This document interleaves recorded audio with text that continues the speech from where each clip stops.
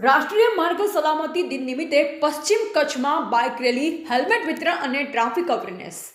રાષ્ટ્રીય માર્ગ સલામતી દિનની ઉજવણી તારીખ 1 જાન્યુઆરીથી 31 જાન્યુઆરી સુધી ચાલી રહી છે, જે ભાગરૂપે પશ્ચિમ કચ્છમાં માર્ગ સલામતી અંગે જનજાગૃતિ ફેલાવવા બાઇક રેલીનું આયોજન કરવામાં આવ્યું હતું. આ કાર્યક્રમમાં પશ્ચિમ કચ્છ પોલીસ તથા આરટીઓ દ્વારા સંયુક્ત રીતે હેલ્મેટ વિતરણ અને ટ્રાફિક અવેરનેસ અંગે માહિતી આપવામાં આવી હતી. રેલી દરમિયાન ઘણા ટુ વ્હીલર ચાલકો હેલ્મેટ વગર જોવા મળતા તેમને સ્થળ પર જ હેલ્મેટ આપવામાં આવ્યા હતા, તેમજ માર્ગ સલામતીના નિયમનું પાલન કરવા સમજાવ્યું હતું. બાઇક રેલી શહેરના મુખ્ય માર્ગ પરથી પસાર થઈ, જેમાં ટ્રાફિક નિયમો, હેલ્મેટની આવશ્યકતા અને સલામત ડ્રાઇવિંગ અંગે જનતાને જાગૃત કરવામાં આવી હતી.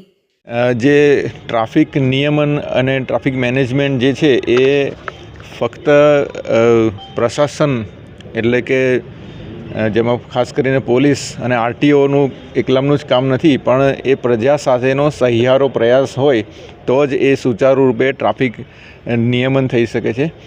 તો એ ટ્રાફિક નિયમન સુચારુ રૂપે થઈ શકે એ માટે દર વર્ષે રાષ્ટ્રીય માર્ગ સલામતી સપ્તાહનું આયોજન કરવામાં આવે છે. આ વખતે રાષ્ટ્રીય માર્ગ સલામતી મંથ 1 જાન્યુઆરીથી 31 જાન્યુઆરી સુધી એનું આયોજન કરવામાં આવેલું છે અને જેની આજે પૂર્ણાહુતિ છે. એટલે એ આખા માર્ગ દરમિયાન માસ દરમિયાન જે કંઈ પણ પ્રવૃત્તિઓ થઈ હોય એની પૂર્ણાહુતિ રૂપે આજે ભુજ શહેરમાં પશ્ચિમ કચ્છ પોલીસ અને આરટીઓના સંયોજનથી હેલ્મેટ રેલી, બાઇક રેલી, એમાં હેલ્મેટ અને બીજી બધી ટ્રાફિક રિલેટેડ જે અવેરનેસની જે બાબતો છે એની સાથેનું એક રેલીનું આયોજન કરવામાં આવ્યું છે, જેમાં પ્રજાજનો પણ એમાં સામેલ થયેલા છે. હેલ્મેટ જે નથી પહેરતા એના માટે ખાસ આ સંદેશો છે કે હેલ્મેટ એ નિયમના પાલન કરતાં તમારી સેફટી માટે વધારે જરૂરી છે.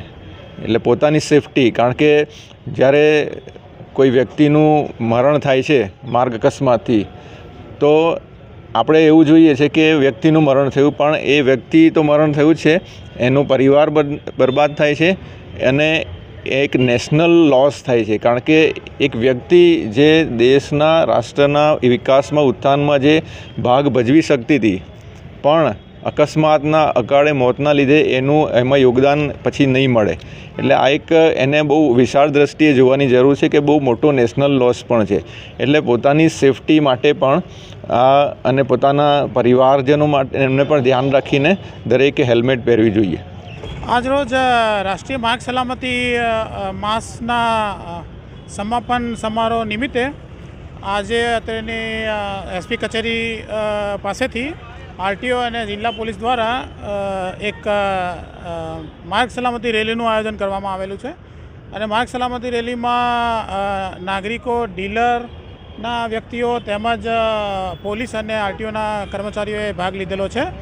અને તમામ નાગરિકોને અમે આ નિમિત્તે હેલ્મેટ અને સીટ બેલ્ટ પહેરવાની અમે અપીલ કરીએ છીએ. આ ઉપરાંત અમે અન્ય વાહન ચાલકો, જે ટુ વ્હીલર ચાલકો છે તે લોકોને પણ હેલ્મેટનું વિતરણ અમે કરી અને એક પ્રતિકાત્મક રૂપે હેલ્મેટ પહેરવા માટેનો એક સંદેશો અને લાગણી બતાવેલ છે. અમે આપના માધ્યમથી સંદેશો આપવા માગીએ છીએ કે હેલ્મેટ એ ખૂબ જ ઉપયોગી વસ્તુ છે. એ હેલ્મેટ પહેરવું જોઈએ. જે વ્યક્તિઓના હેલ્મેટ ન પહેરવાના કારણે અકસ્માતે મૃત્યુ થાય છે, તે પોતે અને એમના પરિવાર એમને પણ ખૂબ મોટા આઘાતનો અનુભવ કરવો પડે છે. એટલે હેલ્મેટ ખૂબ જ જરૂરી વસ્તુ છે અને તમામ નાગરિકોને અમારી અપીલ છે કે હેલ્મેટ અને સીટ બેલ્ટનો ખરેખર વાહન ચલાવતી વખતે ખાસ ઉપયોગ કરે. જેમ આપણે જોયું કે રાષ્ટ્રીય માર્ગ સલામતી માસની ઉજવણી અત્યારે થઈ રહેલ છે 1 જાન્યુઆરીથી 31 જાન્યુઆરી દરમિયાન. એના આયોજનના ભાગરૂપે અત્યારે જે બાઇક રેલીનું આયોજન કરવામાં આવ્યું અને સાથે સાથે અવેરનેસની સાથે સાથે એમાં અવેરનેસના બધા સંદેશાઓ હતા, પણ સાથે સાથે પશ્ચિમ કચ્છ પોલીસ અને આરટીઓ દ્વારા એમાં જે હેલ્મેટનું વિતરણ કરવામાં આવ્યું છે. અહીંયા એમાં જોવામાં આવ્યું કે ઘણા બધા રાહદારીઓ ટુ વ્હીલર જે છે ચાલકો એ હેલ્મેટ પહેર્યા વગર નીકળ્યા હતા. તો એમના માટે પોલીસ અને આરટીઓ દ્વારા નવી હેલ્મેટ પરચેસ કરીને એમને રોકીને એમને પોતાના હાથે હેલ્મેટ પહેરાવવામાં આવી અને એમને સંદેશો આપવામાં આવ્યો કે તમારું જીવન મૂલ્યવાન છે, તમારા પોતાના માટે, તમારા પરિવાર માટે અને દેશને માટે મૂલ્યવાન છે. એને સાચવો અને હવે અમે કાયમ માટે હેલ્મેટ પહેરશો એવી એમને અપીલ પણ કરવામાં આવી છે. સાચી વાત છે. હેલ્મેટ પહેરવાથી ઘણું નુકસાન બચી જતું હોય છે, કારણ કે મગજ માથું એ સૌથી અગત્યનું અંગોમાંનું એક છે.